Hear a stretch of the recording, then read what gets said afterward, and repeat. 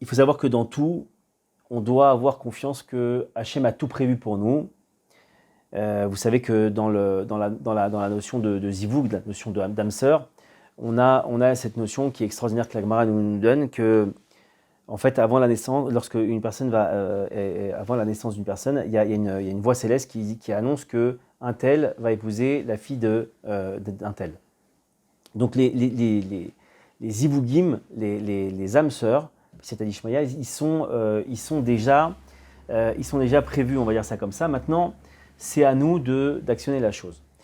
Maintenant, la notion de parnassa et la notion de zivug, d'âme sœur, c'est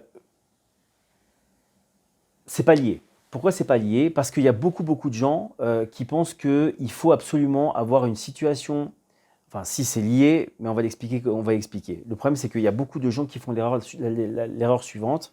C'est de croire qu'il faut avoir effectivement un appartement, une bonne situation, un travail, etc., pour pouvoir enfin, on va dire, embrayer sur la seconde étape qui est la recherche de l'âme sœur. C'est pas du tout comme ça que ça se passe.